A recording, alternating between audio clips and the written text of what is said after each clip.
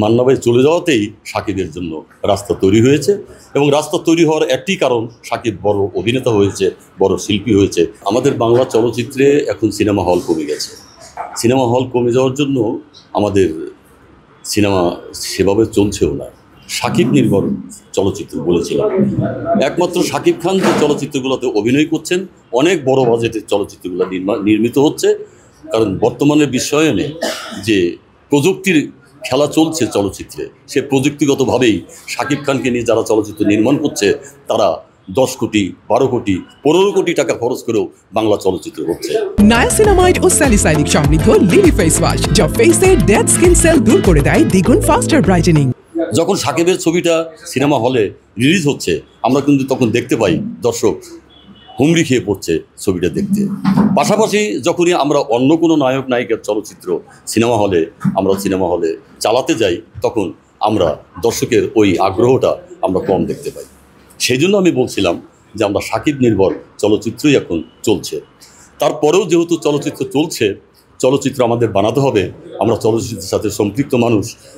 আমার অভিজ্ঞতা দীর্ঘ 42 বছর আমি চলচ্চিত্রের সাথে জড়িত। সহকারী পরিচালক থেকে পরিচালনায় এসেছি, পরিচালনা করেছি অনেকগুলো চলচ্চিত্র নামে বেনামে।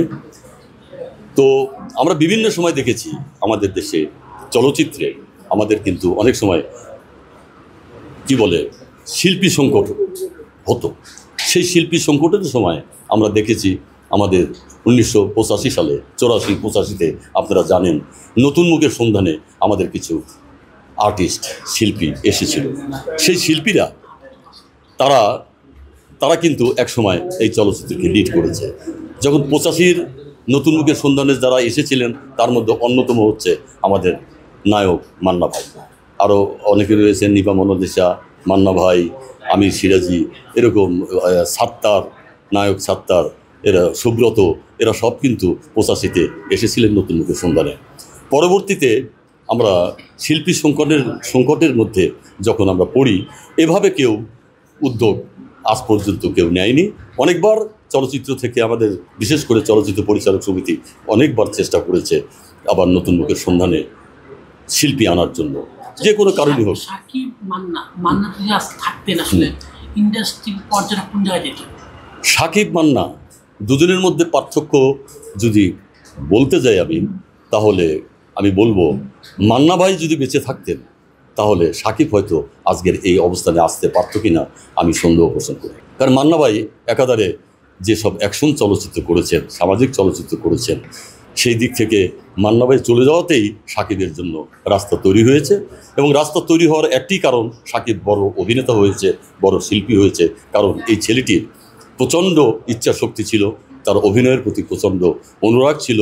সেই কারণেই সাকিব আজকে এই জায়গায় এসে পৌঁছতে পেরেছে। আমাদের শাবানা ম্যাডাম বলেন, কবরী ম্যাডাম বলেন, ববিতা ম্যাডাম বলেন, সুশ্রিতা ম্যাডাম বলেন, যারা প্রতিযোগিতা, পরবর্তীতে শাবনূর, মৌসুমী, পূর্ণিমা, পপি, তারা এসেছে। আপনারা নিশ্চয়ই জানেন, এইসব শিল্পীকে যখন আমাদের চলচ্চিত্রের পরিচালকরা, প্রযোজকরা যখন আনতেন, তাদেরকে নিয়ে স্কুলিং করতেন, প্র্যাকটিস করাতেন, নাচ করাতেন, অভিনয় শিখাতেন, বিভিন্ন সময় তাদেরকে ট্রেন্ড আপ করতেন। কিন্তু বর্তমানে আমরা একটা অসুবিধার মধ্যে পড়েছি। আমরা যখন নতুন চলচ্চিত্র নির্মাণ করতে যাই, আমরা যখন শিল্পীর অভাব অনুভব করি, তখন কিন্তু আমরা নতুন ছেলে মেয়েকে নেই, কিন্তু কেউ ট্রেনিং দিয়ে আনি না, নাচ, অভিনয়, এদের স্কুলিং করি না। যার কারণে তারা শাবানা, ববিতা, কবরী, সুচরিতা, মৌসুমী, শাবনূর, পূর্ণিমা, পপি পর্যন্ত পৌঁছাতে পারে না।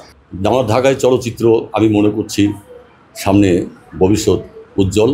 কারণ এখন বেশ কিছু নতুন ছেলে মেয়ে চলচ্চিত্রে এসেছে সাকিবের পাশাপাশি, যদিও সাকিবের জন্য তারা ওভাবে প্রচারণা পাচ্ছে না। নায়াসিনামাইড ও স্যালিসাইলিক সমৃদ্ধ লিলি ফেস ওয়াশ যা ফেসের ডেড স্কিন সেল দূর করে দেয় দ্বিগুণ ফাস্টার ব্রাইটেনিং।